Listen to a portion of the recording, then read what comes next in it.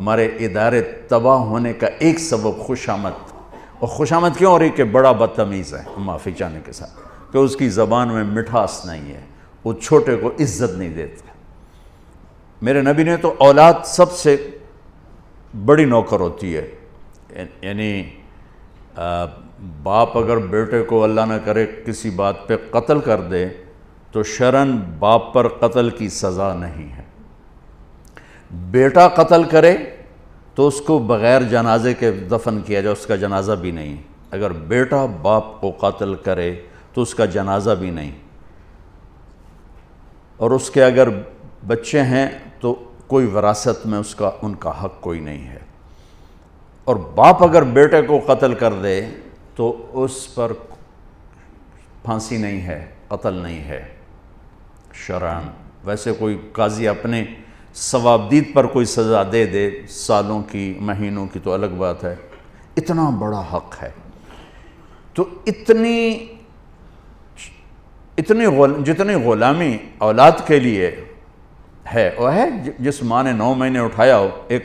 ایک شخص آیا حضرت عبداللہ بن عمر کے پاس، عبیداللہ بن عمر کے پاس، حضرت میں نے ماں کو حج کرایا کندھے پہ بٹھا کے، میں نے ماں کا حق ادا کر دیا، تو انہوں نے کہا ولا طلقۃ واحدہ۔ طلقہ کسے کہتے ہیں؟ جب بچہ پیدا ہوتا ہے تو ماں کو دردوں کی لہریں اٹھتی ہیں، اور وہ بے شمار اٹھتی ہیں، تڑپا کے رکھ دیتی ہیں۔ اس ایک لہر کو طلقہ کہتے ہیں۔ ایک لہر، جو ایک لہر اٹھ کے چلی جاتی ہے اور پیچھے دوسری آ رہی ہوتی ہے، اس ایک لہر کو طلقہ کہتے ہیں۔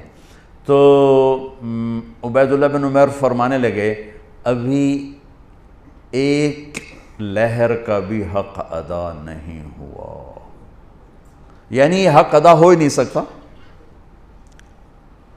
عبداللہ بن عمر سے کسی نے پوچھا حضرت میں نے اپنے ماں کو خراسان سے کندھے پہ بٹھایا، خراسان یہ جو ایران میں، اور میں مکہ پہنچا کندھے پہ بٹھا کے، سارا حج کرایا، تو میں نے ماں کا حق ادا کیا۔ انہوں نے کہا ولا ظفرۃ واحدہ، تیری ماں تجھے سنبھالتے ہو جب تھک کے گہرے گہرے سانس لیتی تھی نا، ابھی ایک سانس کا بھی حق ادا نہیں ہو، اتنا حق رکھا ہے۔ میں قربان جاؤں اپنے نبی کی سیرت پر، آپ نے فرمایا اکرموا اولادکم، اپنی اولاد کو بھی عزت دو، اپنی اولاد کو بھی عزت دو۔ ماتحت کو عزت دینا یا چھوٹوں کو عزت دینا تو اس سے بھی بڑی بات بن جاتی، جو تمہاری جن کو قتل بھی کر دو تو تمہارے اوپر کوئی مقدمہ نہیں بن سکتا ہے۔ آپ نے کہا اپنی اولاد کو عزت دو، کہ ان کے اندر عزت بھرو گے تو وہ واپس آئے گی۔ جب ہر وقت ڈنڈا چڑھا ہوا ہے، کتنا پڑھ لیا، کتنے اے آ گئے، کتنے بی آ گئے، کتنے سی آ گئے، جب ہر وقت ان کے سروں پہ یہ تلوار، 3 سال کے بچوں کو اسکول میں مائیں ڈال دیتی ہیں، ان سے بڑا ظالم کون ہوگا؟ 3 سال کا بچہ بھی اسکول جانے کے قابل ہوتا ہے، وہ تو ماں کی گود کے لیے ہوتا ہے۔ 7 سال تک میرا نبی کہتا ہے نماز پڑھنے کا نہ کہو، نماز جیسے فریضے کو جو سب سے زیادہ شریعت میں ہائی لائٹ ہوا ہے، 7 سال تک وہاں نماز بھی نہ تو کیا کرو کہ پیار دو، چھاؤں دو، جھولی دو، گود دو۔ جو ماں 2 بچوں کو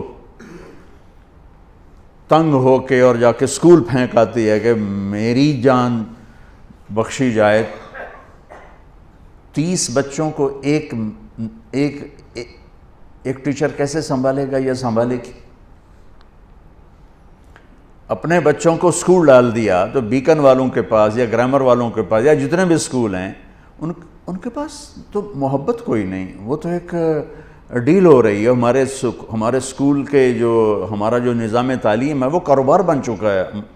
معذرت کے ساتھ ہاتھ جوڑ کے کہتا ہوں، ہمارا نظام تعلیم نہیں ہے، ہمارے تعلیمی ادارے تو کاروبار بن چکے ہیں، ہمارے ڈاکٹر تاجر بن چکے ہیں۔ جب قوموں پہ زوال آتا ہے تو یہ چیزیں ظاہر ہوتی ہیں۔ ایسے ایک لطیفہ ہے کہ اچھا اوپر سے تنخواہیں تھوڑی، ایک 40 بچے 30 بچے 20 بچے پکڑا دیے، ایک چیں کر رہا ہے، ایک باں کر رہا ہے، ایک اون کر رہا ہے، کہیں کر رہا ہے، وہ بیچارے کبھی ادھر بھاگتی کبھی ادھر بھاگتی ہے، تو ماں کہتی میں نے بیکن میں ڈال دیا، بس ہن ٹھیک ہو جائے گا، ٹھیک ہو جائے گا، وہ تیرے سر تے ہی لتر مارے گا بڑا ہو کے۔ ایک ٹیچر بچوں کو پڑھا رہی تھی، تھکی ہوئی اور تنگ آئی ہوئی، کہا بچوں بولو CUP سپ۔ تو بچے کہنے لگے مس CUP تو کپ ہوتا ہے، کہ نہیں بولو CUP سپ۔ تو انہوں نے بچوں نے پھر کہا مس CUP کپ ہوتا ہے، انہوں نے کہا اتنی تھوڑی تنخواہ میں CUP سپ ہی رہے گا، کپ نہیں ہو سکتا۔ میں قربان جاؤں، میرے نبی نے کہا اکرموا اولادکم، اپنی اولاد کو عزت دو۔ سب والدین بیٹھے ہوئے ہیں، ماں باپ بیٹھے ہوئے۔ میرے نبی خود کیسے عزت دیتے تھے؟ یہ میرے نبی کا گھر ہے، یہ آپ کی بیٹی فاطمہ کا گھر ہے، بیچ میں 2 گھر ہیں، تیسرا کا چوتھا گھر حضرت فاطمہ کا، اور آنا جانا کبھی کبھی نہیں ہے، ہر دوسرے تیسرے دن آنا ہے، روز بھی آنا ہے، چونکہ ساتھ ساتھ تو گھر ہیں۔ اور آپ کو اپنی اولاد میں سب سے زیادہ پیار حضرت فاطمہ، میرے جگر کا ٹکڑا ہے، جس نے اسے سکھ دیا اس نے مجھے سکھ دیا، جس نے اسے تکلیف دی اس نے مجھے تکلیف دی۔ فاطمہ میری بیٹی جنت کی عورتوں کی سردار ہے، ایسے خوبصورت فضائل تو کسی کو نہیں ملے۔ میرے بیٹے حسن حسین جنت کے نوجوانوں کے سردار ہیں۔ فاطمہ تو، میں، یہ دونوں، یہ علی، ہم پانچوں قیامت میں اکٹھے ہوں گے۔ میرے نبی چیئر پر بیٹھے ہوئے ہیں، زمین پر بیٹھے ہوئے ہیں، چارپائی پہ لیٹے ہوئے ہیں، اور حضرت فاطمہ انٹر ہوتی ہیں، ہم سب والدین بیٹھے ہوئے ہیں۔ اس کے بعد آپ انالیسس کریں کہ ہم اپنے بچوں کو یہ پروٹوکول دیتے ہیں، اور عام طور پر بیٹے کو پروٹوکول زیادہ ملتا ہے، بیٹی کو تو ملتا ہی کوئی نہیں، وہ تو شروع سے ہی بیچاری رگڑے کھاتی۔ حضرت فاطمہ انٹر ہوئیں، آپ کی نظر پڑی، آپ کھڑے ہو جاتے، تعظیم میں کھڑے ہو جاتے تھے۔ ہم بڑوں کے لیے کھڑے ہوتے ہیں نا، ہونا بھی چاہیے، کوئی ادب ہے، احترام ہے، یہ ہمارا ایک کلچر ہے، بہت اچھا ہے۔ لیکن میرے نبی کیا کر رہے ہیں؟ بیٹی کے لیے کھڑے ہو رہے ہیں، اور کھڑے نہیں رہتے تھے، تیزی سے آگے بڑھتے تھے۔ تو اب میں نے لگام لگی، میں اگر جا نہیں سکتا، تو وہ تیزی سے آگے بڑھتے تھے اور جا کر حضرت فاطمہ کا ہاتھ پکڑ لیتے تھے، اور ہاتھ پکڑ کے بوسہ لیتے تھے، پھر ہاتھ چھوڑتے نہیں تھے، ہاتھ پکڑے پکڑے یوں تشریف لاتے، اور پہلے کہتے بیٹھو یہاں، پہلے حضرت فاطمہ کو بٹھاتے، اس کے بعد خود بیٹھتے تھے۔ یہ میرے نبی کی سیرت کے وہ پہلو ہیں جو آپ نے شاید کبھی نہیں سنے ہوں گے۔ چاند کے 2 ٹکڑے کر دیے، اس سے میرے نبی کی عظمت کا تو پتہ چلتا ہے، لیکن مجھے راستہ تو نہیں ملتا کہ میں نے زندگی کیسے گزارنی۔ ہم اپنے نبی کو بیان بھی کرتے ہیں تو معجزات کو بیان کرتے ہیں، جو ہمارے لیے اس میں عظمت تو موجود ہے، ایمان عقیدہ تو موجود ہے، لیکن رہبری تو یہاں سے ملے گی جو میں آپ کو نبی کی لائف بتا رہا ہوں۔